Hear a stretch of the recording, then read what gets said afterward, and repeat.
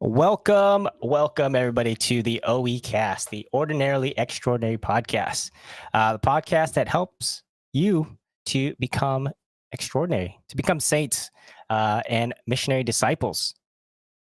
Today we have two guests, Patrick and Allie. We're going to talk about um, faith and music. Faith and music. Both of these are good friends of mine from Focus, and they are both musicians. So I'm going to go ahead and put them on. Hello, Patrick and Allie. How are you guys doing? Good. Happy to be here. I just muted myself because my son is having a meltdown right now, so I didn't want y'all to hear it. But can you hear me now? Yeah. Well, how are you guys doing? I'm There's doing my good. dog. My son's not having a meltdown, so because I don't have one. That'd Well, be great. Just to introduce you guys a bit to Allie and Patrick. So, like I said, they were both Focus missionaries. They were both in Focus for 3 years. Allie had served in University of Utah and UCLA, and then Patrick served as a missionary at UCSB and UC Irvine. So UCSB is where I met Patrick, and Allie we just met kind of through the grapevine. Actually, better friends with her brother. But yeah. And you guys are both doing music. If you guys don't know, Allie is the artist who does the music for the intro. So That's me. for letting me do that. Actually, Thanks for doing it. one time my first video got a copyright strike randomly. It's like, what? Yeah. It's like, I know the person who made this music. Allie threw a copyright strike on you. did. It's like, just in case it gets big, I want to monetize. I want the money. Just kidding. And then Patrick is in a band called Dancel. Yes, as you can see from my long, luscious hair when I had more hair back in the day, in that little thumbnail of this podcast, that's when I was in that band.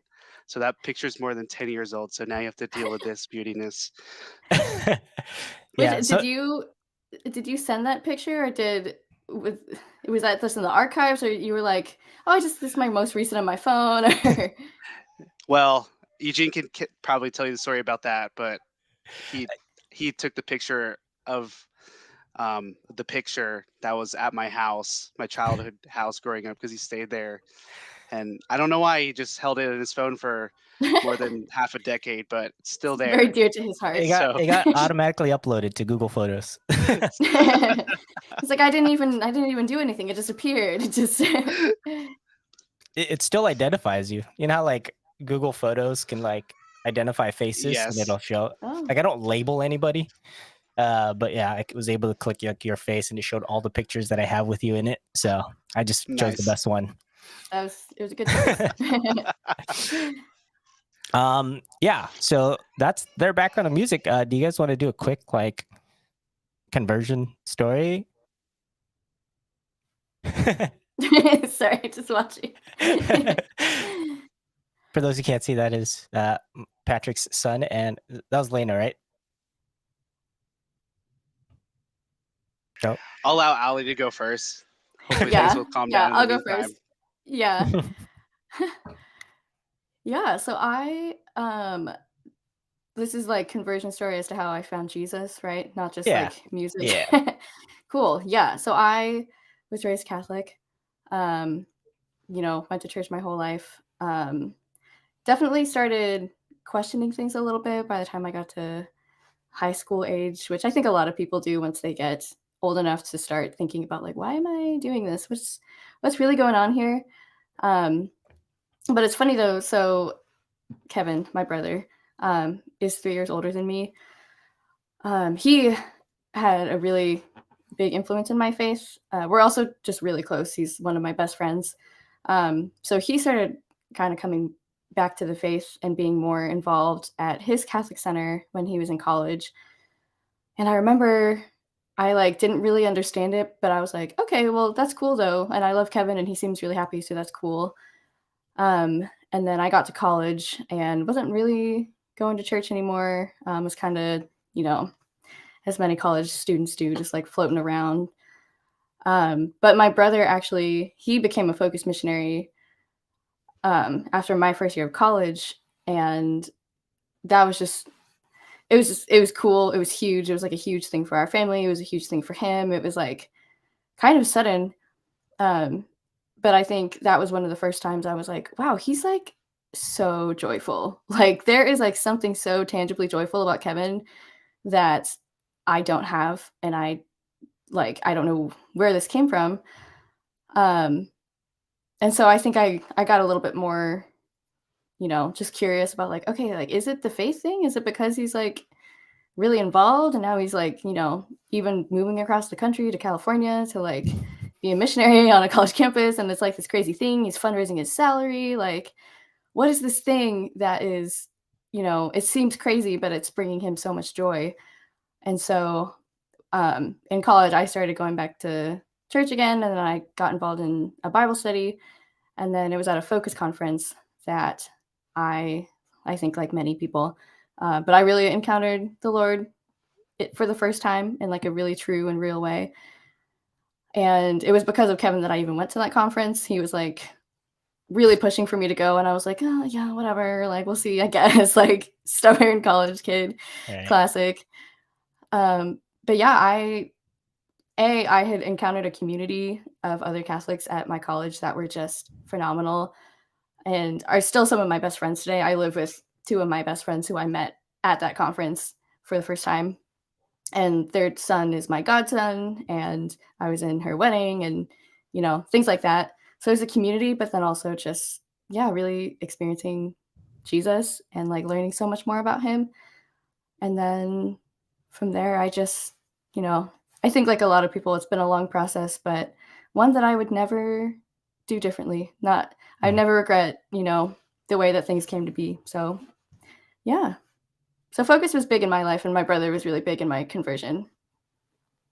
Nice. Yeah, it's nice to hear the other side of that too. As a folks missionary, I'm sure you've seen both sides, being on the Yes, I receiving have. end and the invitation sending in. Yeah, it works. Even if you feel like you're annoying, it does work. So that's my advice, because I am the prime example of, he asked me so many times. I was such a little punk for so long, and I think it was maybe like 2 or 3 weeks before. It was like the very end of the semester, and I was like, okay, fine, I'll sign up. And now here we are. Here I am. Nice. It's awesome. Yeah. Patrick? Yep. Are we talking about our conversion stories or our musical history? What's the deal here? Yeah, just a quick. Sorry, I got distracted by the screaming in the You're background. good. No, just a quick conversion story. Just a quick background on your conversion story.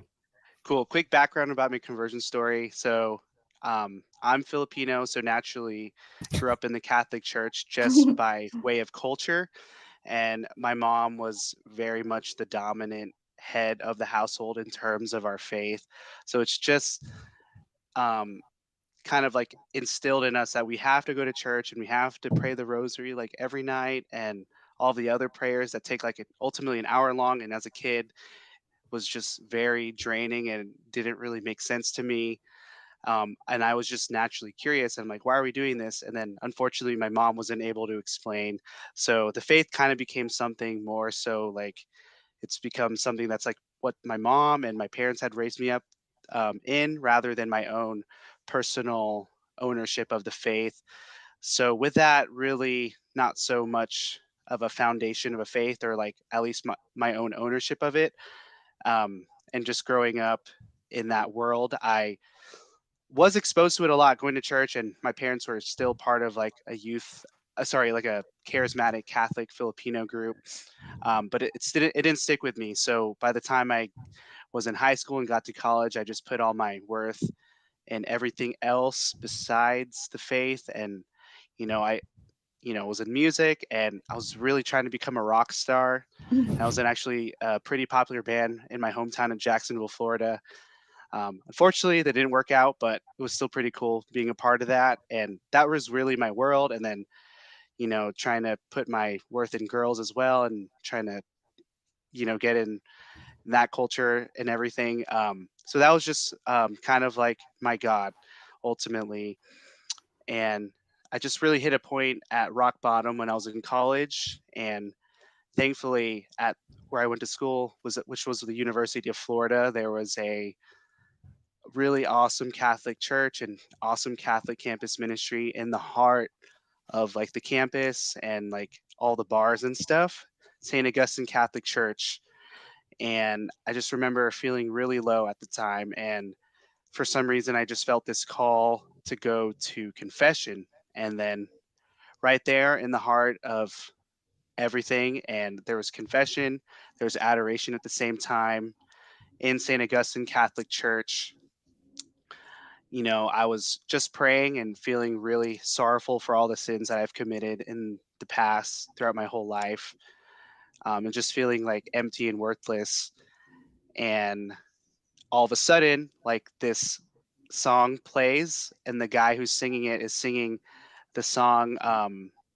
Pretty much, it was a prayer from Saint Augustine from his like confessions, Mhm. and it just really resounded with like my own life and everything that I had done previously, and it was so beautiful. And in that moment, I just really had a very intense like walkthrough of all the sins I'd committed, and just this like coming back to Jesus moment, and just like the still small voice telling me to like give my all to God, and this is where my heart is seeking that restfulness. So from that moment, I just really went all in and got really more involved fully in the Catholic community there at University of Florida. I find myself like serving at a retreat via music, which was awesome. And at the same time, it was a kind of a cool retreat because it was Eucharistic retreat. And then we also had all these like sisters and other religious people come to Nice. help out to facilitate. And I just found my calling there to focus. And it was really weird. I didn't really know how to respond. I was in school to become an engineer because if the rock star plan didn't work out, the engineer plan was like my backup. My mom was like, you have to have a backup plan. And I'm like, okay, I'll do engineering. And so I was just like, I can't like do this missionary work.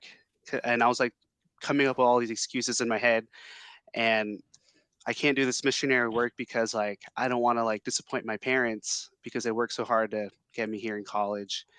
Um, but before I know it, I find myself 2 weeks later on an airplane to Philadelphia to go to the last interview weekend um, before the training the next month for focus training. And what a whirlwind and what a blessing of that call that I was able to answer it. God gave me the grace to, and He really just like was so clear, not in that moment, but just after, like when you like go to like mass and stuff, and like the readings or like the songs just for some reason pertain to you. Like it Mhm. was like literally every day I went to mass, and I don't remember exact songs or readings what they were, but it just like pertained to me, and I was just like bawling my eyes out for like the rest of the week. So I ended up going to that interview weekend, and by the grace of God, I got an offer, and then I joined Focus, and it really changed my life for the better. And now I just really can't imagine where I'd be without, answering that call. Yeah. But it's been an amazing ride. Now a father of two, I have a wife. I may or may not have one on the way, but we'll update. Maybe Eugene will Wow. update with you later Nice. about that. Um, but it's been an awesome and such a blessing. Nice. Yeah, I will say definitely from knowing Patrick when he first joined staff, it is by the grace of God that he became a focus missionary. hmm Also, I was in getting a married similar too. boat. That was another miracle. Yeah. Against all odds, look where you are now. Right. Exactly. Oh, well, thanks for sharing that. Yeah, everybody watcher probably has already know my testimony. If you don't, watch episode 1. Plug for my own podcast. Watch episode 1. But yeah, I think it's funny. We were talking about this backstage because we all related when you're like, oh, your mom's like, oh, you got to have a backup plan. Because, we're, for those who don't know, we're all Filipino. Alli is half, but yeah, we're all Filipinos. It's the most Filipino Yeah, episode we're a so very far. diverse group in this podcast. So We're diverse and not diverse at the same time. Yeah, and so yeah, I had both of them on because they have a lot of experience with music, and I think Patrick's testimony kind of leans into it, right? Of just like the important role that music plays in our faith. Um, so I mean, Patrick mentioned a little bit like music at mass, right? For you guys, do you guys have like a preference for like music at mass? I do prefer to have music at mass. That is my preference. Like particular kind of music? Like, do you prefer like chants or like the contemporary like praise and worship music or Eagles wings, Eagles the good wings? stuff. Why are you That's guys a real laughing? classic, though. Is that Hunter Haas? No, Hunter Haas is someone else. Was it? Yeah, he's the other form, or he's actually still in focus. Yeah, Haas though, right? Wrote on Eagles David Wings? No, Haas. David Haas. That's what it is. I was Yeah. like, Hunter Haas, I know him. I don't think he wrote that song. No, no. I don't think he's the Somebody, one you think about. yeah, If you're David Haas. watching this, Hunter, what's up, man? Hunter, you should Actually, get into songwriting. I think that's Yeah. what you need. No, but I think for me, I value a lot of different kinds of music. I think my just personal preference for me of what I like. I really love the way that my college did mass. I went to school at Colorado State University in Fort Collins. Go Rams! Um, and actually, that was also a huge part of my coming back to the church too. Was I got to play piano at mass, and when I was still coming back to the church and figuring out like what I was doing, it's I mean, there were so many times I honestly only went to mass because I got to play piano because I didn't really fully understand yet like the fullness of the mass. But I was like, well, I get to play piano and I love to do that. So I think it's also very nostalgic for me. But they do a mix of like more traditional hymns out of like the St. Michael book that I think a lot of parishes use. Mhm. But then they'd also have some more um, contemporary praise and worship kind of songs. But we were always very intentional to make sure it was A, reverent, and B, relevant. Um, and obviously, like nothing was like a heresy. So we Right. we're very intentional about it. And actually, a lot of focus conferences use the same model, but it's kind of a mix of like chant but also some more contemporary. Um, but I mean, and we'll talk more about this in the whole podcast, but like chant is its own thing and I appreciate it. But I think personally I like kind of having that mixed style when it's done well. Caveat. When it's done Right. well. I think that is a good caveat. Yeah. It has to be done well. Yeah, me, so I started going Latin mass like was that 2 years ago, 3 years ago.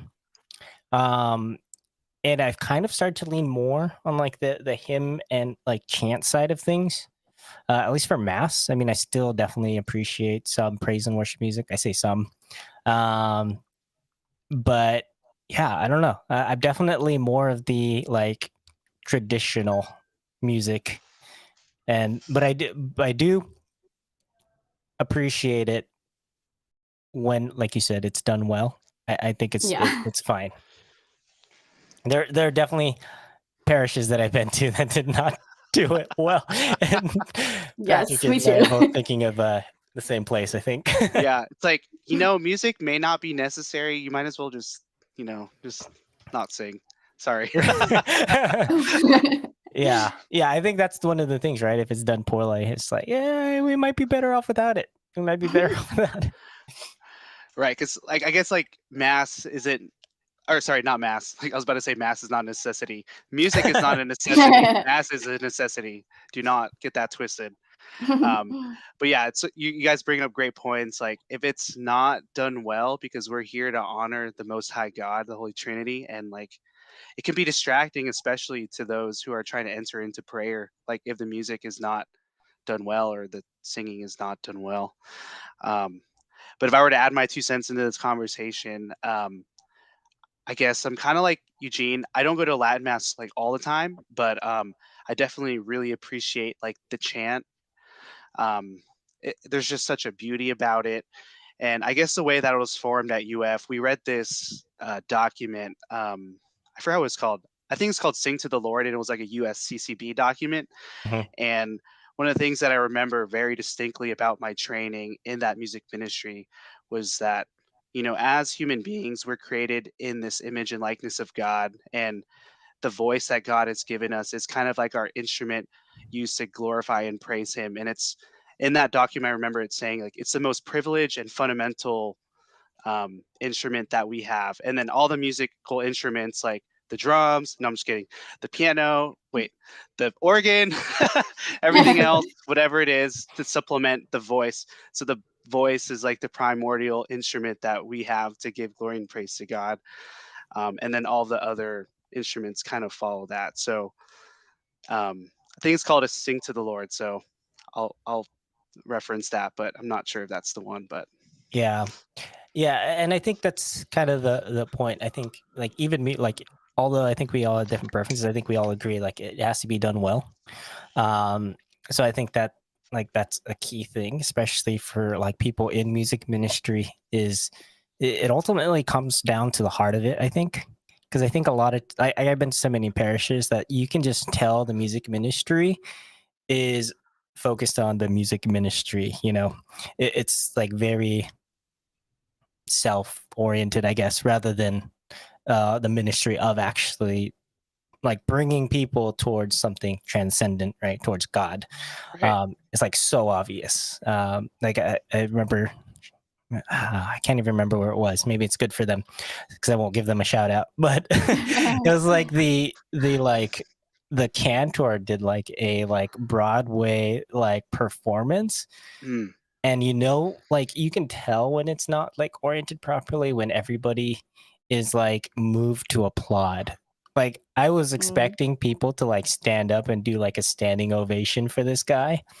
um it was that bad. Those are the things that I find kind of distracting, like personally. And I think that it is important to do that ministry well, because it like I think it does have an impact on kind of like what people are going to be connecting to at mass, right? Like hmm I think last episode I had Father Victor on, and we were talking about like how the media you consume ultimately does like draw you into something and like transform you. And when the music ministry is like centered in that way, like Well, hold it's on, gonna real draw quick. you. Father Yeah, Victor the Capuchin. yeah. Oh, nice. Yeah, he was on last week or last episode. This is the same Uh, Father Victor I'm thinking of then. yes, same one. All right. Sorry for the digression. Good. No, you're Continue, good. You're please. good. I think we actually talked about you. Um, Nice. Thank you.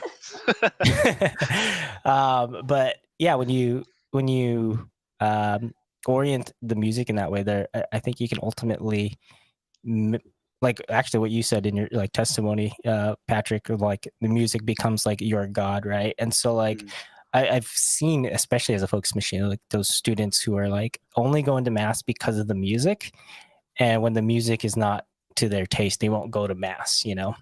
And it's like you weren't, you're kind of missing the point of mass. Like there might be some good in that, I think, but I think it does ultimately have a negative impact in that regard. yeah, which I was just reading something, and they were just talking about, yeah, the whole point of Mass is for us to be conformed to Christ. So it's like we're not always going to be comfortable, but it's because we're not trying to be conformed to like what we like. We're being conformed to Jesus, and like Mhm. that's why we go and we enter into Mass. It's like we're being given something from Him, and we're trying to become more like Him, and that's not always, as aesthetically pleasing, or it's like, Right. you know, and I think music is a huge part of that too, of like, yeah, it's not supposed to cater to what I like. It's supposed to make me more like Jesus. And so that sometimes means I'm not going to like all the time what's going Mhm. on, and but that's okay. If it's like, doing what it's supposed to do, which is to glorify God and sanctify the people. right. That's a good point, Allie. That like kind of like resonates with what I've been like thinking about a lot recently. Um, Mainly because of having to do this podcast, but also just experiencing liturgy where I'm at right now. And like, it's like there's this like conflict, right? Like, there's people like thinking about like, how does this cater to me? And then, or there's the other side of the aisle where like, how does this best and most glorify our Lord Jesus Christ, especially in this most sacred of all prayers that we have as Catholics, Mass being like the supreme, the highest. And that's what a lot of people get like caught up on, like, right? Like, oh, like I don't really resonate well with that Latin stuff. I rather have praise and worship because I can just like really enter in, you know what I mean? Like that's what a lot of times I hear the argument from, like, those people that prefer the praise and worship. It's because it's like more of a preference thing. But I think like maybe the better way to like look at this debate or look at this question is like, oh, like how we're all Catholics here, like, and we are all striving towards sanctity. We're striving towards heaven. What is like the truth? What is the thing that will most glorify God? Is it like my own preferences? Because maybe I don't like Gregorian chant because I don't listen to it like on my own. I listen to like things that are more closely related to like praise and worship, like Coldplay or some other type of rock or something, because a lot of the shared like metered music or shared chord progressions. So Right. praise and worship like is a preference to me, or other hymns, whatever it is. Or like, is this like chant, or is this like Latin hymns, or whatever it is this music suited to most glorify God? Is this what the church prescribes? And like maybe that's like the question that all of us Catholics should ask, and like when we talk about like what kind of mass we should have at music. Music which at I mass. do. Music at mass. Did I say something wrong? Did I I? think you said mass at music. Yeah. Oh man. Okay, we track. It's a lack of sleep. Sorry. Okay. But I do also just want to make a distinction because I think it's important. I went to a retreat that was put on by Focus for musicians specifically, which was really cool. And we learned a lot about, I have my notes. I was going through them before this. But we went a lot into, what does the church say? What do the documents say? What does, the Vatican say? All these things. But I think there's a big distinction, because one of the things we talked about was liturgy, but then there's also devotional prayer. And so I think it's good to specify like praise and worship is not bad in the right context. Right. And and I think that's it's important to distinguish like mass as the liturgy is given to us. Devotion is what we give back to the Lord. So like what we're doing at mass isn't necessarily what we like, because it's like, that's what the church has given us. That's what Christ has given us. He's giving us his own body, and he gave us the structure so we can become more like him. But devotion is what we choose to do to give back to God and to honor him. And so, praise and worship is great. If you feel like you're connecting with the Lord with that, great. Like if you love to listen to Maverick City music in the car, great. If we, have a praise and worship night, it's, as Catholics, that's not like our highest form of worship, but it is a really good like way to encounter the Lord. But I think there is the distinction of like, but mass specifically is like its own thing. So Yeah, I think you guys bring up a good point. I think ultimately, I think we agree. Like mass is ultimately is put above like the purpose and the ultimate goal of mass should be above anything else. Like we have any preferences we have, like we should ultimately like seek the good, which is the mass itself, and not let those personal things be kind of at the root of things. Mm-hmm.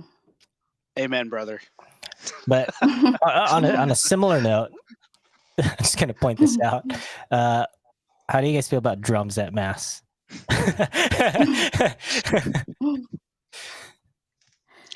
I'll let the lady go first. Well, I do have to say, okay, so also in this document I was reading, they were talking about how, like, if the instrument is only associated with secular music and like has never been heard in a church and never will be heard in a church, it probably shouldn't be in a church. So I think in Western music, absolutely not. I mean, I don't know. I have seen it done kind of tastefully. I don't really like it. I think drums in the Western culture of music and the church is like, no, not really in mass. However, I have been to, or at least witnessed, like African masses where they have drums, everywhere. And it's, I don't think it's any less reverent. However, I just know if someone, you know, who grew up in like America were to go to a church like that, they might be like scandalized. But I do think like the context of culture brings in an important role.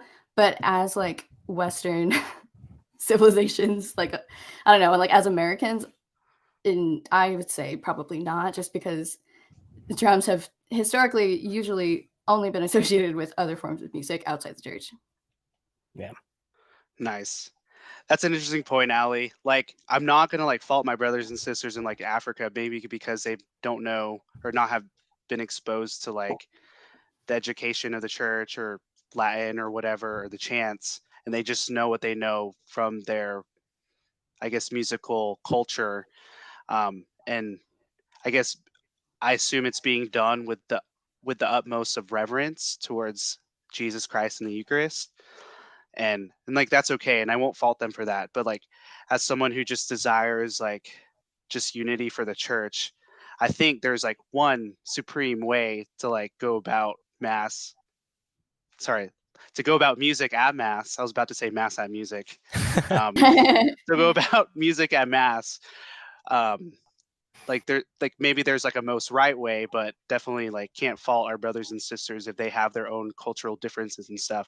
But like you said here in like the Western sense, like I guess drums, right? Like I'm a drummer myself. I haven't really played drums in a while, so maybe I can't even call myself a drummer anymore. But historically, I played drums, and when I was in that band that you see with my beautiful long hair in the thumbnail, I was a drummer.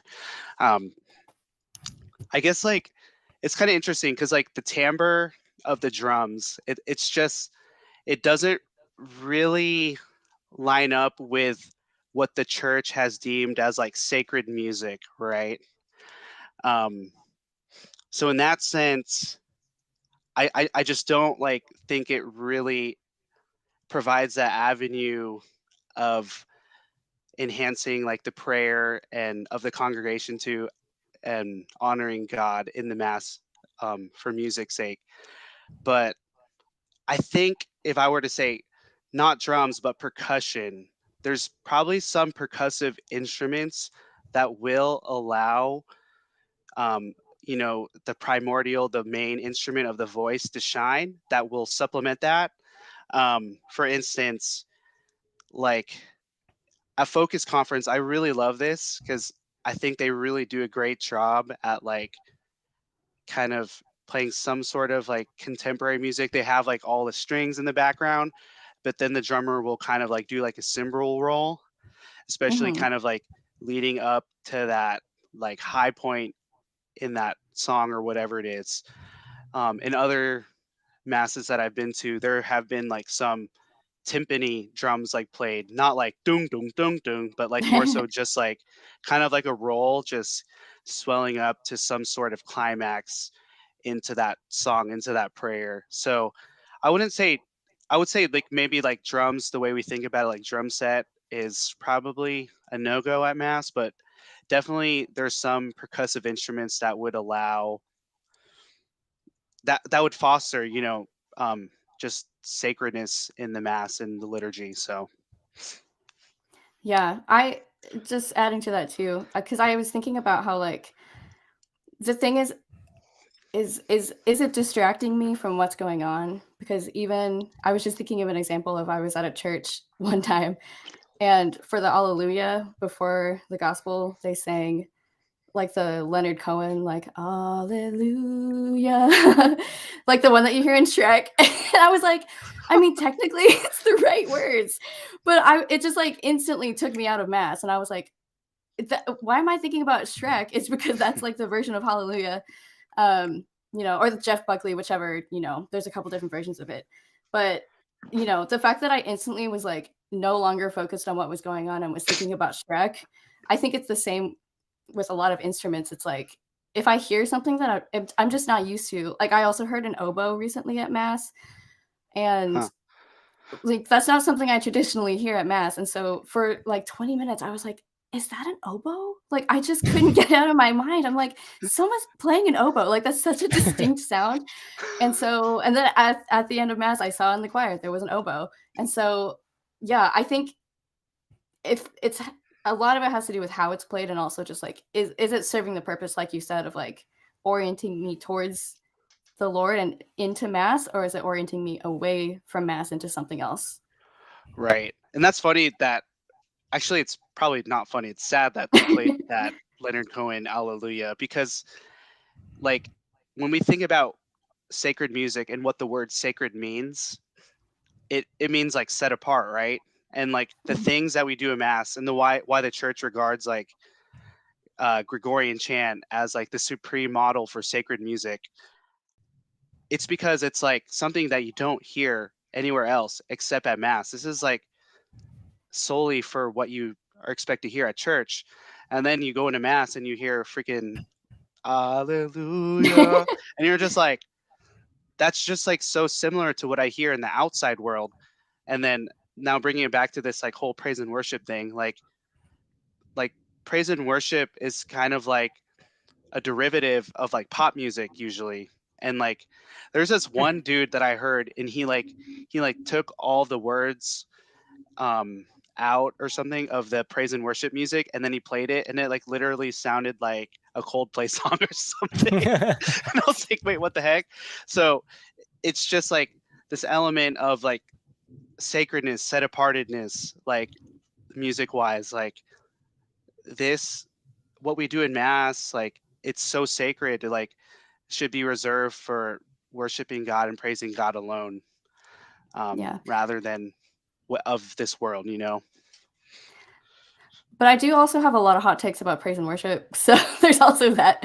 At mass Which or at just in general?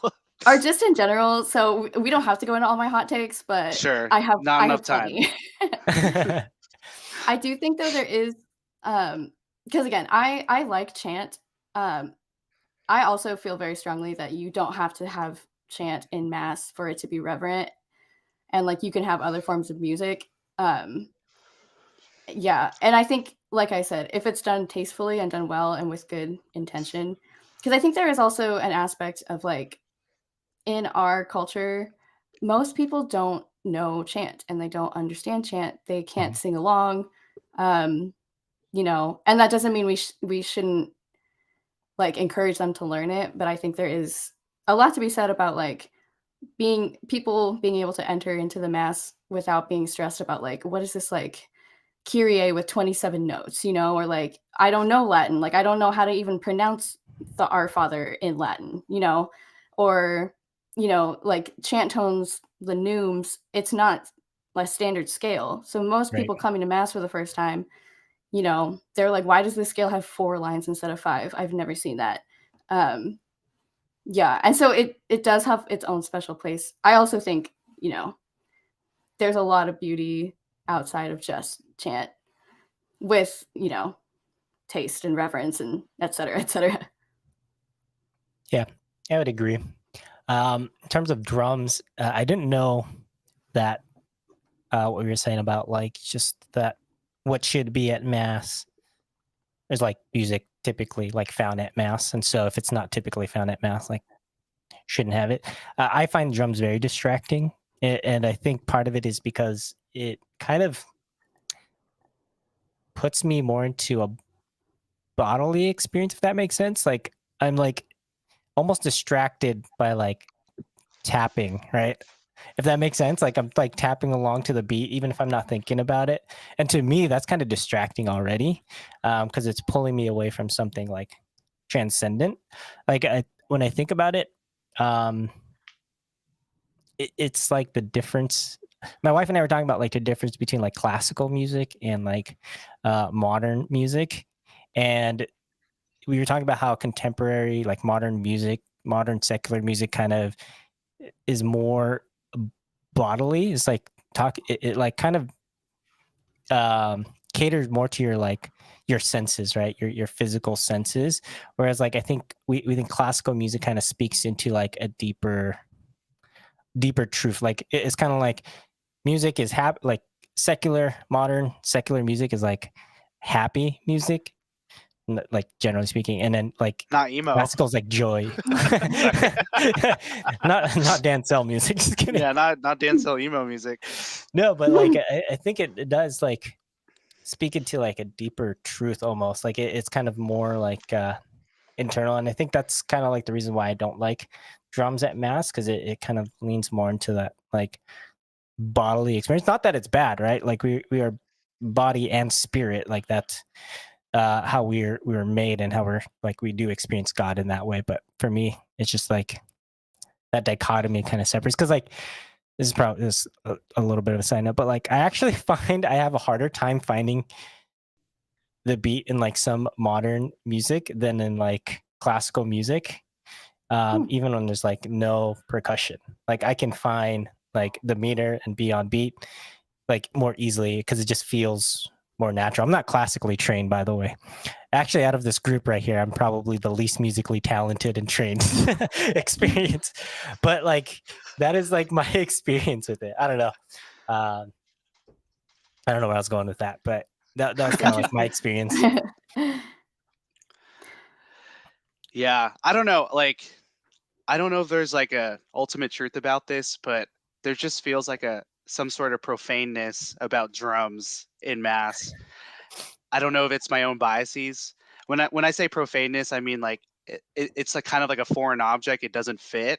Yeah. But I'm willing to be like challenged or told otherwise. But that's just my personal feeling. But Yeah.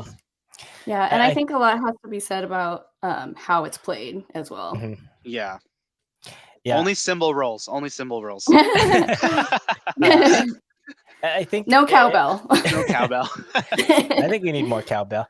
I think you mentioned bias. I think I am in some regard biased, because the only like the most experience I've had with drums at mass is, I'm just gonna say EC Irvine. Sorry, did I cover up the?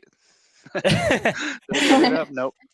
No, like absolutely. I will be the first to admit that I definitely have a bias there, and I think there's I could probably say there might be some woundedness there, but that's probably the most irreverent mass that I had been to, is the mass that they had on that campus for the students when I was there as a missionary.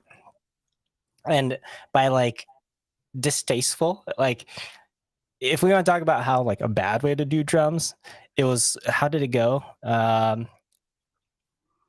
When did they throw in the song, Patrick? I don't know what song you're talking about, bro. Beloved. Oh my gosh, it's right before the Lamb of God. Yes. Yeah. It goes, So it's like it's an upbeat like So I guess the words in itself aren't bad, but it was just, well, they started by going 1, 2, 3, 4. Oh yeah. I can see how that could be. Yeah. Wow, kind of a lot maybe. Yeah. So every time I like, that's the most I've ever like cringed at mass before, and I like died a little bit every time I went to that mass. I think actually I feel like for a while I was going to 2 masses. I would go to the St. John the Baptist in Costa Mesa, like in the morning. And that's then a Norbertine priest for anyone listening that don't know specifically about that parish. Norbertine priests are probably like have the most like solid liturgy out of everyone in the whole United States. Yeah, I would go to them in the mornings, and then like later that day go to mass on campus. I might have not done it regularly, but I feel like I remember having to do that just to like feel spiritually nourished because of that mass. But I'll admit I have a bias there. Well, and I struggle too, because I've been to churches where the music is terrible and the people also are just not very engaged. However, I've also been to masses where the music is terrible and people love it. Like I have been to a church where the congregation is like, they are really loving the Lord. They are really, invested in the mass. And I personally think the music is terrible, but I look around me and I'm like, these people love it because this is what they know and this is what they are comfortable with. And like, I think for a lot of people too, just like the average Catholic who doesn't, read church documents or like, maybe isn't trained in any of these things or doesn't know deeper about the liturgy, which I was like that for a long time. I think there is something to be said though about like, yeah, because really the purpose of Mass, according to the one document, but it's to glorify God and to sanctify the people. And so I always have to take a step back and remind myself, like, again, this might not be my preference, and I might not even personally think it's that reverent, but is it serving those purposes of glorifying God and sanctifying the people? If the answer is yes, like, I don't want to just, get up on my high horse and be like, oh, well, this in, paragraph 4 of Musicum Sacrum and this, Vatican document. And so that's where I kind of like, I feel like we do have to tread lightly as, it's a privilege that we know so much about the liturgy. It's a privilege that we've learned so much, that we've been trained in this. However, like who am I to say that this, 45-year-old woman at this church listening to this Breaking Bread song from the 70s, but like loving it and like By Hunter loving Haas. the Lord. Like Hunter Haas. Who am I to tell Hunter Haas in his Breaking Bread book? No, but like, yeah, I mean, even my parish back home, I don't love the music all the time, but it's like I have the community of parishioners there. They rally around the Mass. They love it. They love what they're doing. It does bring them closer to God. And yeah, I'm not going to get up on my high horse and be like, sorry, this isn't reverent. Yeah. Eugene would though, so I I'm just would. kidding. I would. I used to live on No. a farm, so I do have used to have very tall horses. It's a very high horse indeed. Very, very high horses. The longest legs you've ever seen. Yeah, that's a good point, Allie. I like feel like that too, because like I look at people like my mother, and she's like the most holiest. That's not right English. She's like the holiest person I know on this earth, and she just has such a devoutness to the Eucharist. But she's kind of cut from that cloth from like those like 60s, 70s, 80s, like Hunter Haas. I'm just kidding, David Haas hymns. And they to this day they still sing it, and she goes like Mass every day, and she just like, you could just tell she just is filled with grace and the Holy Spirit, and she loves our Lord.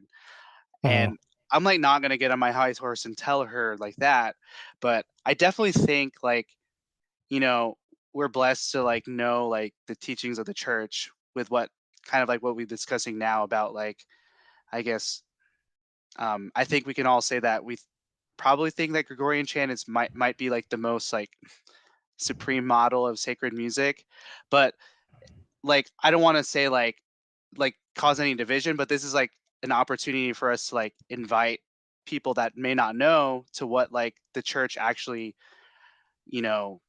suggests or teaches about like how sacred music should be at the Mass. Yeah. And like because like them, like us, we're all striving towards heaven, holiness, and like the conversation's like not like, oh, I know more than you, but maybe it should be like, hey, like this is what the church teaches, like I want to invite you to this so that you can learn more about it, because I think there's this like universal way that we should all be worshiping our Lord in the Mass. Yeah. I think, yeah, the point is like, I don't think it's like necessarily a hill to die on of like drums versus or no a horse drums to die on. Or a horse to die on. But yeah, I think we mentioned it's like, yeah, I think it's an important thing to look into and like think about. Because yeah, we do have the gift and the grace to be able to have the church's wisdom on these things. So yeah, I think it's worth talking about. But yeah, I don't think it's necessarily something to get lost in the weeds about, right? Like, like I said, the most important thing with music or with Mass is the music that now Patrick's got to be doing it with the Mass at music. Yeah, it's just, yeah, glorifying God, I think. And then just moving on to a little less heavy topic about secular music. Who are your favorite artists? Mine is Nickelback. I'm just kidding. Never made it as a wise man. Wow. Okay, I think they get a lot of hate, but I think some of their stuff's actually pretty good. I think it's if I were to describe Nickelback, I think it would be I might get canceled. But what's his name? He's on YouTube. His name is Fleckas, I think. Oh yeah. He did like this like thing. He would go around the streets and he'd like tell people, Trump, he's not that bad, right? Not that bad. I feel like that's how it would be about like Nickelback. Not that bad. Not that bad. Not that bad. But I mentioned this in the last episode. Actually, the one artist I listen to the most right now is actually Justin Bieber. Oh. There's a meme that I want to post right now, and it has to do with Community and Senior Chang. I'm just gonna refrain from doing it. You know what I'm talking about? I know exactly what you're talking about. I'll tell you offline now if you don't get it. Yeah. Yeah. Oh gosh. But yeah, actually, no, I've actually really liked his last two albums. Like it's like Christian albums. I do have issues with some of parts of the music, like the lyrics, because it's not written, with the fullness of truth of the Catholic Church. Justin Bieber, convert. Mhm. But I think it sounds more authentic. Actually, like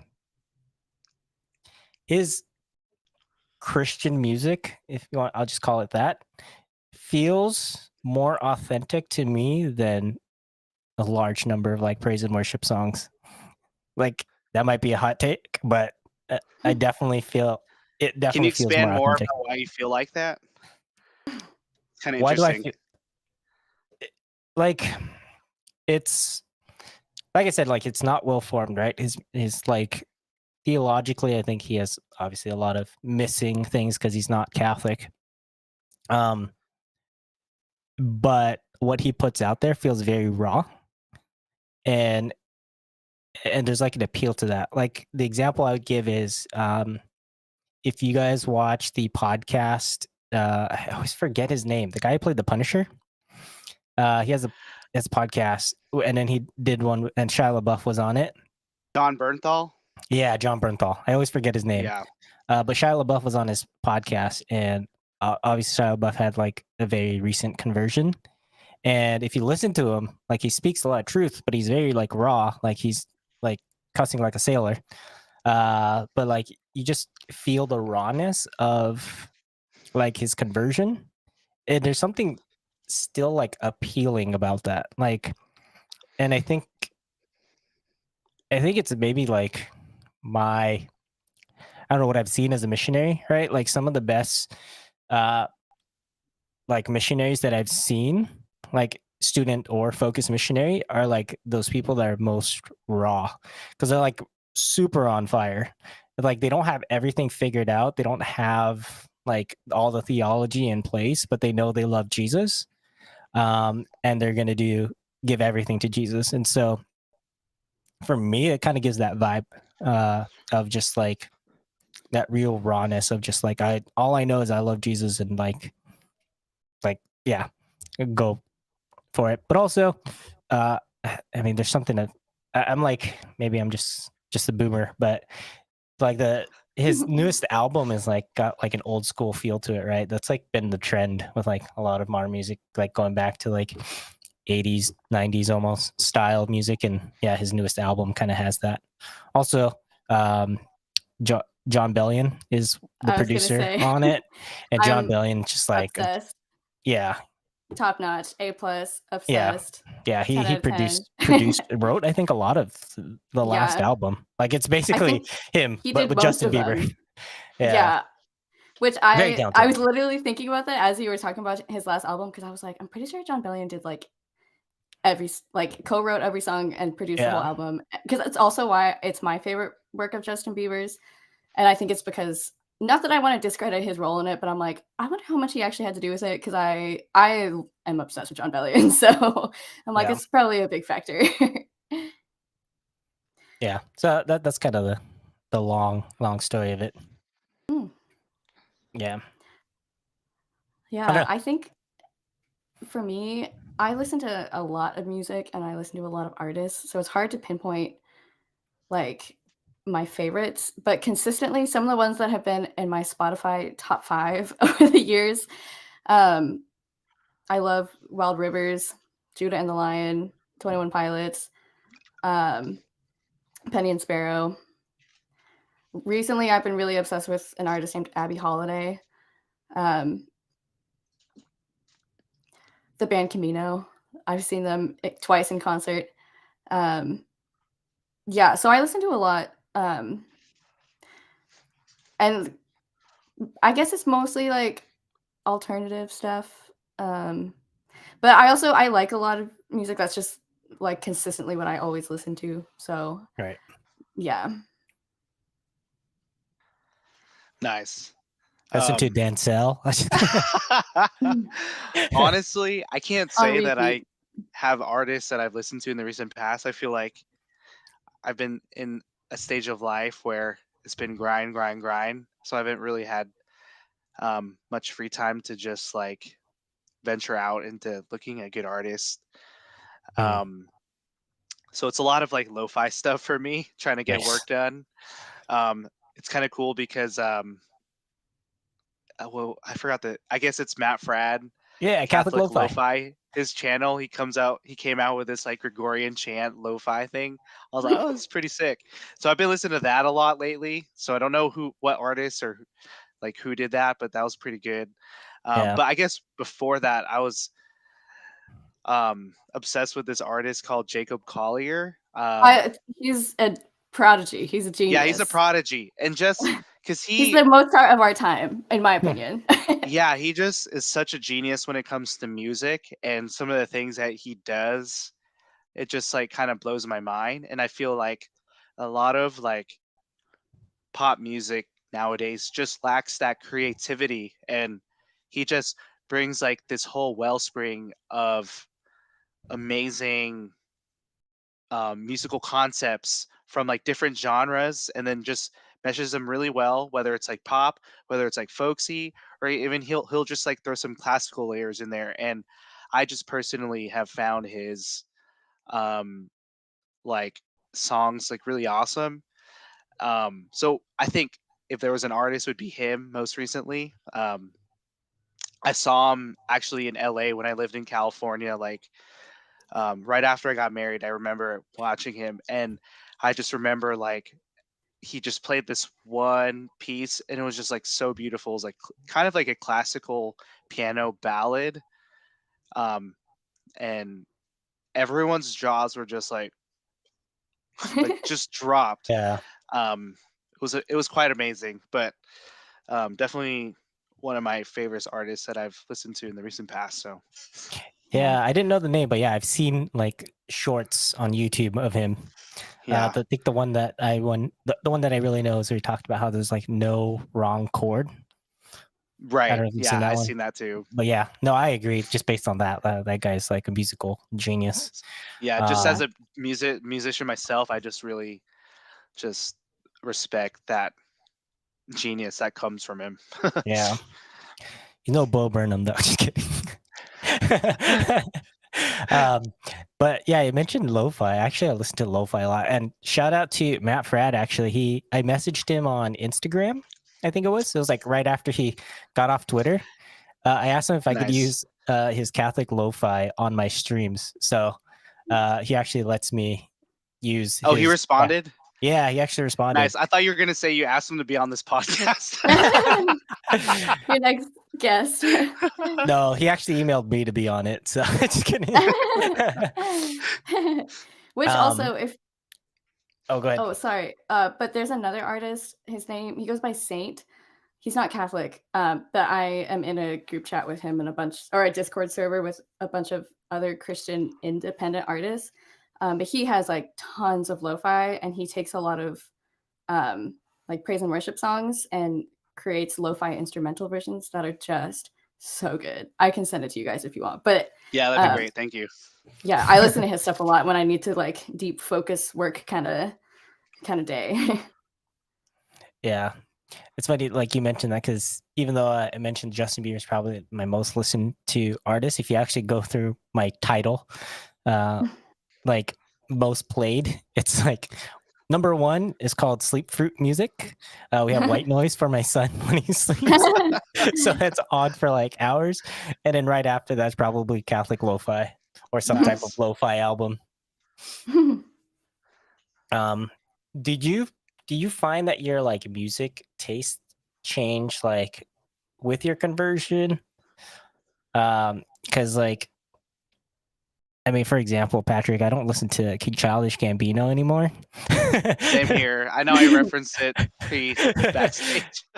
I feel like yeah, we reference it. I reference it here and there. Especially if somebody says bonfire. Like I'll reference it, but like it's weird. Like it's just I mean, it's not that weird, but I feel like there's like a lot of music that I used to listen to that like after conversion, I'm like, yeah, no, I don't think I can listen to it anymore. I don't know. Do you guys find that experience as well?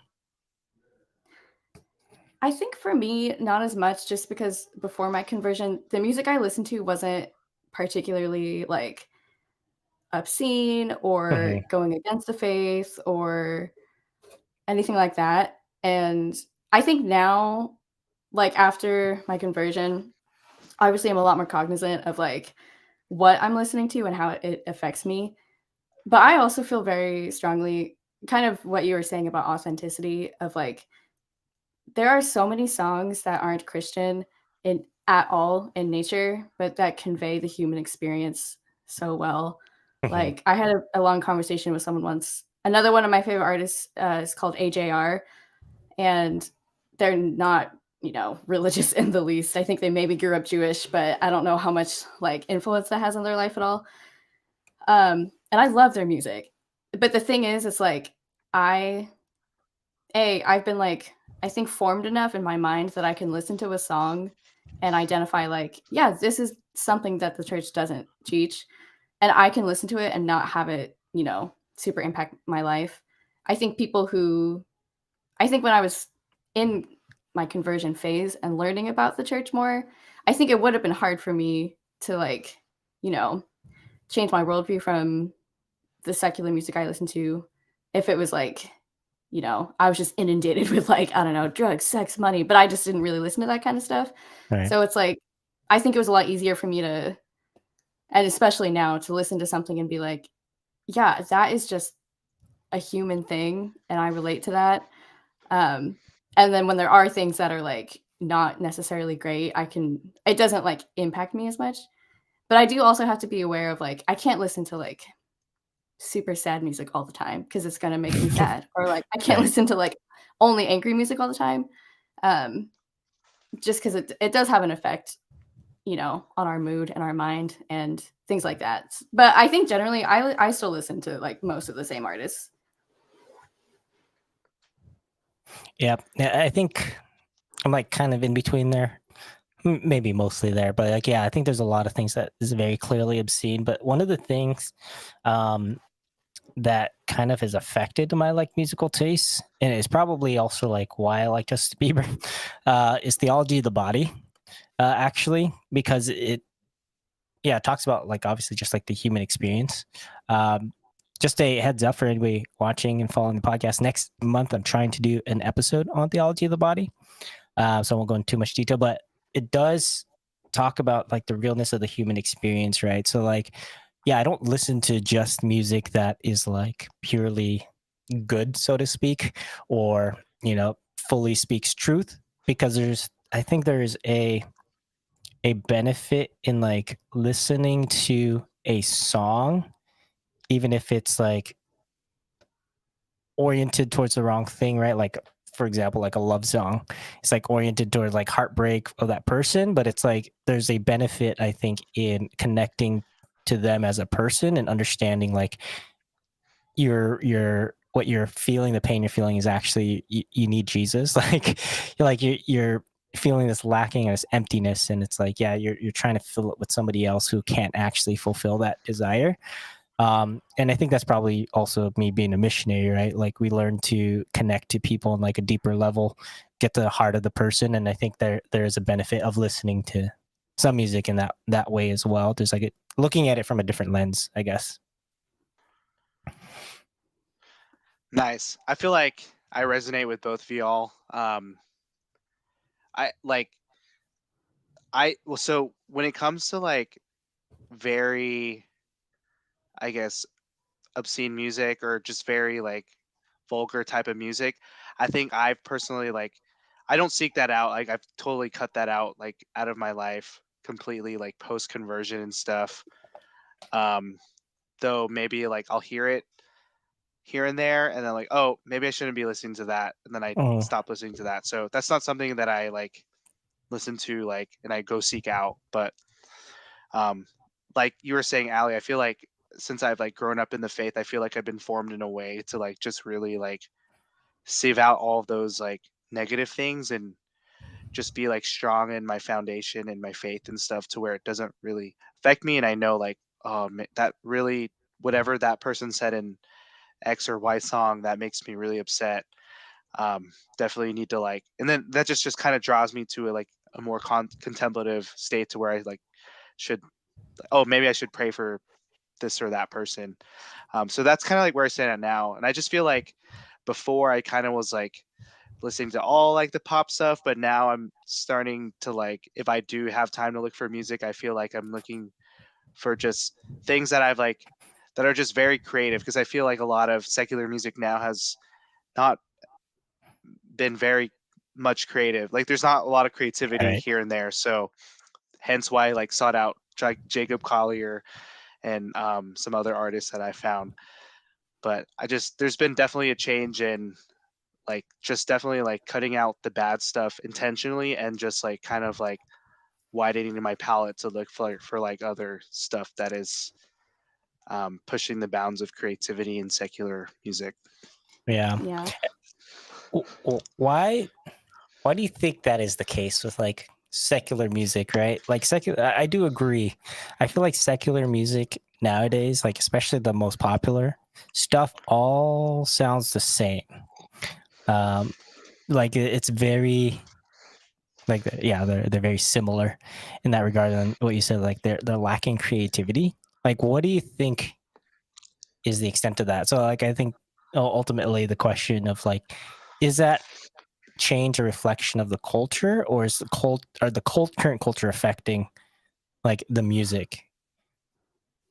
Well, I have some ideas about that as a I don't know. I think part of it, because I feel like I mostly listen to like indie music, like indie artists or like artists who aren't really the mainstream. Um, but just in my research about the music industry too, honestly, I feel like a lot of it, at least for like really like popular pop music, honestly has to do with the industry and labels. For example, I was talking to this marketing agency, um, and they were talking about, how they work with their artists. And they were like, yeah, if you sign on with us, you have to write with our writers. Like you have to co-write. Essentially, I like didn't have the freedom to write my own stuff. They were like, you have to write with our co-writers. They're Grammy nominated, blah, blah, blah. You have to use our studios. You have to, and essentially it's like, for them, it's a business model. So they're like, who's the artist who like can give us the biggest return on our investment? And like, what's the model that will give us the biggest return on investment? And the thing is, it's like, yeah, this is music that sells. It's catchy, it's quick, it gets stuck in your head. They're like short hooks that, people can repeat. They're easy lyrics. It's like chord progressions that are familiar. And it's like a formula that works. And I think that's actually changing a lot now with the rise of like labels don't have as much influence anymore now that it's so easy to like upload your own music and stream it. Because I feel like that's why I don't really listen to pop music. It's because I also feel like a lot of it's the same, and it didn't sit right with me really, because I was like, well, I want creative liberty over my songs. I want to be able to have like, maybe it's a little more like unique or creative, or like maybe not something traditional, but it's like it's the art that I feel that I want to make and that I think could resonate with people. And I think there is an audience for it, but I think a lot of it has to do with the industry and labels, and that's just a theory for me. I feel like what your theory, Allie, is definitely like similar to how, in my experience and like talking with people in the industry as well. Um, like just the whole end of just making money, right? That's really a big thing in the industry. And just why like a lot of, like, to your question, Eugene, like why a lot of things are in pop music are just like sounding the same. Ultimately, just like it's like a fad, or it's a certain like style of the time, kind of like synonymous with fashion, right? Like there's this like trends going on, and then for some reason the trend that was like out of date, and it's like from the 80s, starts to come back in style. And then you kind of reference the point where like Justin Bieber songs and like a lot of songs are kind of replicating like 80s 90s stuff. Like Bruno Mars, I remember he had like a Yeah. recent album that kind of sounds like very 90ish type of pop. And it's like all those things are coming back, and it's just because it's like someone sets a trend and then everyone else in pop music like has to follow, and that's what's selling, you know, stylistically at the time. So Yeah. Yeah.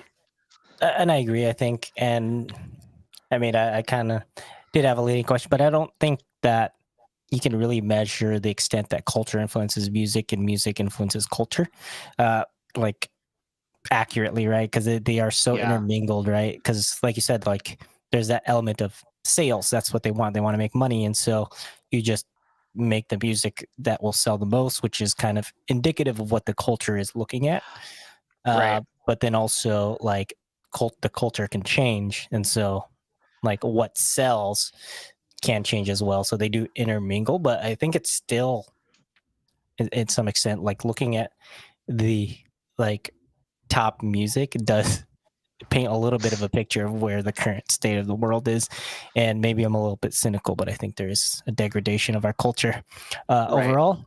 Just looking at the music that is being And then put if out. I may add a point on top of that, like I don't know with like secular pop music, but I know in other genres like hip hop or rap or whatever, definitely like this expression of music is kind of like an artistic expression of like what's actually happening in the culture itself, right? The Right. group of people that they're representing, that they're talking or singing or rapping about.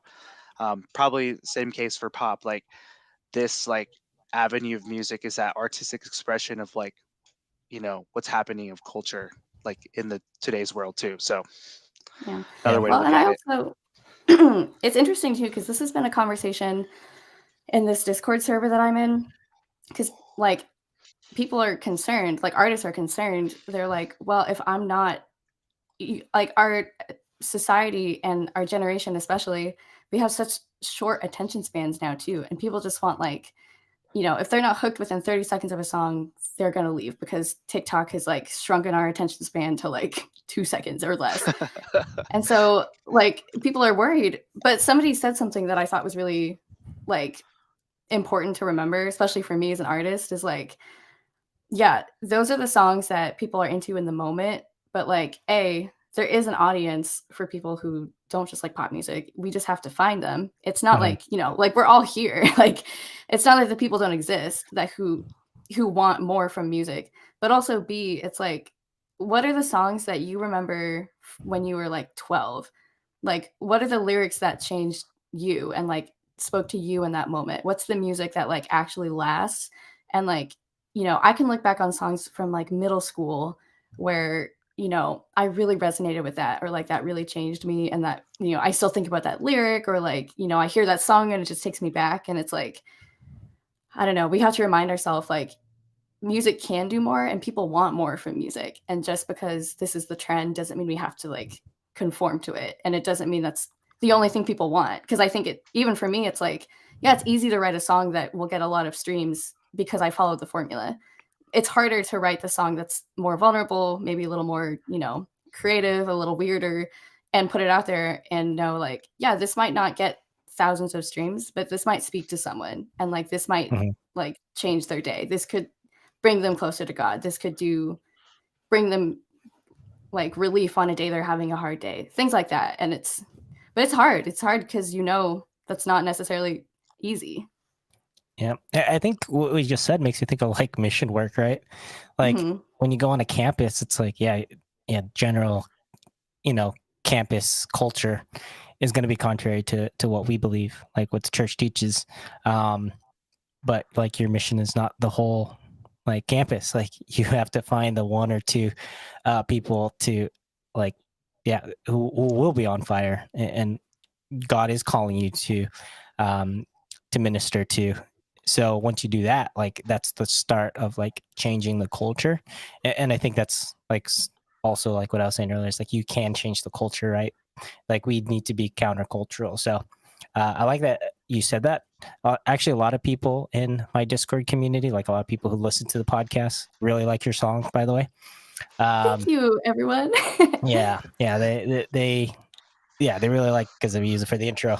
But yeah, you've gotten a lot of compliments from people in the community. But yeah, I think that is encouraging to have like to know as a group of like Christian artists who are like thinking with that mindset of like we can influence the culture. Like, and when you ultimately have a song that speaks into the truth, the truth of Jesus, like it's gonna obviously satisfy in a deeper way, and it's gonna last longer. Yeah. Which I also just have to put it out here because I feel like people always have the argument that Christian music all sounds the same. I think to a degree, a lot of Christian music sounds the same, and I think a lot of praise and worship sounds the same. But like there are so many artists I know of who are like making music that would blow your mind. And it's funny because his name is Forrest Frank, I think. He is from the band Surfaces. So he's a Christian, and he just started releasing Christian music. And he had this post on Instagram about like Christian music all sounds the same. I made this song that's different, and it's catchy. But like so many of the people from this Discord server I'm in were like, it doesn't. You're just not listening to the right artists. Like you just haven't found them, because we're like we're all independent. Like we're not getting. The thing is, like Christian radio and all these labels, like they're reaching out to these artists that follow the formula. But if anyone needs good independent Christian artists who like break the boundaries, who are doing something new, who don't just just ask me. Like there are so many. There are so many, and I can point you to them. That's my little plug. Nice. Any last thoughts before we call it? All right, cool. I'll go first. Sorry. I have one last thought. Yeah. So yeah, I know we talked a lot about music. I'm not sure about like the demographic of this podcast, but definitely I would assume that a lot of us are probably called to marriage and called to having children eventually when that time comes. But just kind of thinking about like everything that we said, that we talked about, music wise at mass and secular music, and just how that may have an effect on like your children as you're like raising them up in the faith, and what that means for their infinite implications. Just to keep that in mind. Obviously mass music, you want to make sure that's an important piece, right? Because it could be potentially like a key to them staying in the church or leaving the church. Maybe not. Definitely, there's a lot of other factors, especially how you raise them. And then from a secular standpoint, like making sure that your children listen to good music, right? And not be so attached to like I don't know what that show is called. I think it's called Coco Melon, but the one that goes Baby Shark, do do do do do do, like, and just like being saturated with like, in my opinion, what is like bad and uncreative music, and just allowing them to experience like the awesome goodness and the beauty of like the complex music. These children, they can definitely comprehend it. It may seem like Right. like classical music, it may seem like so complex and so above their heads, but like you don't want to deprive your children of this beauty, and at the same time you don't want to deprive your children of allowing them to create these like connections, these neural fibers, these neural connections um, to their creativity, so that if they are to go into the arts, whether it's like on canvas or in terms of music, like this is the future of our church, and like we want to make sure that we're exposing our children to the music that is amazing, that is like the best, the most complex, so that they can build up their creativity, and just if they go into the arts, like I said, they can just inspire the rest of the church and the rest of humanity with this formation of having awesome creativity in terms of music and the arts. So I just want to leave you with that. Maybe something that people didn't really think about. Yeah, I think that's I'm glad you mentioned that. Because that is something that I've been more cognizant of, like with having a son now, of like what things am I exposing him to? Like I was just exposed to everything. There was like no filter for me growing up, which ultimately was detrimental.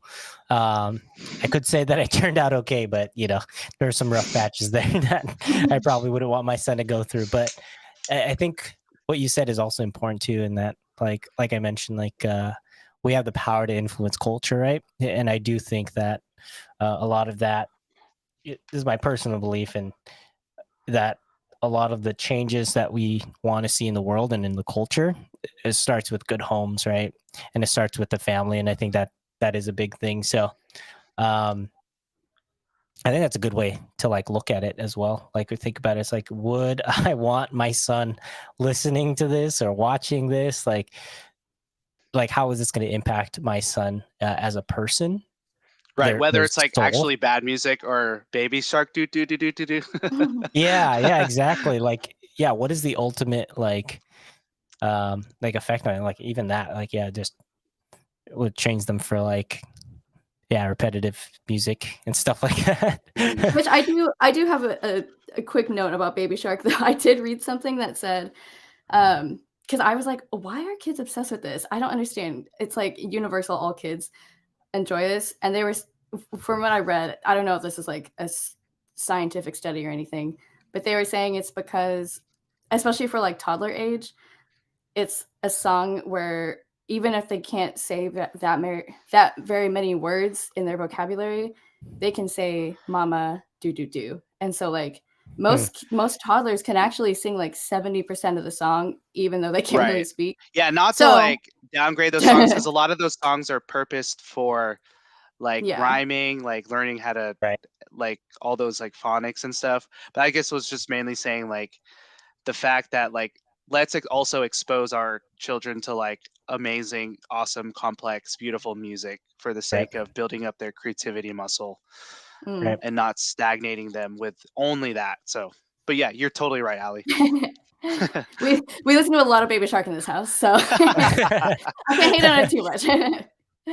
Yeah. My godson loves it. Oh, nice. Yeah.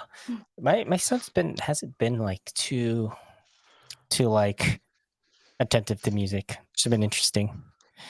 I told my wife maybe we should buy him like a little baby piano so that maybe he's a prodigy. Just kidding. Well, cool.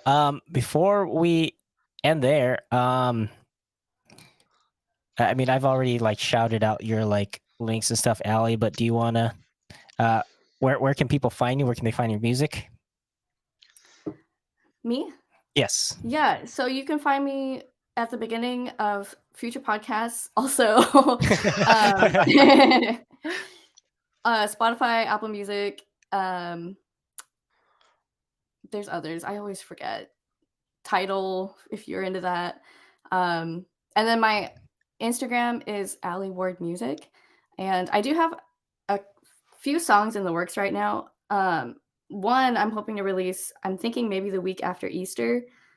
And then I have a couple more on the way. So be on the lookout. Hopefully within the next few months, I'll have some new stuff out there. But yeah, follow me on Spotify, Instagram, wherever you stream music. Sounds good. And we'll have those in the description for the VOD for the podcast as well. I don't know. Did you want to shout out anything, Patrick? Dancel You know, music. if you're ever in Atlanta, Georgia area, definitely hit me up. I'm not active on the social media anymore, unfortunately, but if I for some reason post, you can look me up at Patty Manhays. I'll let Eugene throw that in Yeah. the notes there. All right, we'll throw it in the description also. Yeah, but just come visit me. I actually work at Chick-fil-A, so I would love to take you to the all corporate office and treat you with a free Chick-fil-A sandwich on Chick-fil-A. So Oh, I want to take advantage of that. yeah, so definitely come by. You could stay here if you want, if you're not creepy, but definitely that's the way to reach me. Either at Chick-fil-A or here in Atlanta, Georgia. So I'll go to my local Chick-fil-A. I need to talk to Patrick. Where can we find your music though? Your band music? Well, The let's famous say you Dancel. could find us. Okay, if you on want to SoundCloud? really dig deep in the archives, you have to search it on dang, what's that thing called?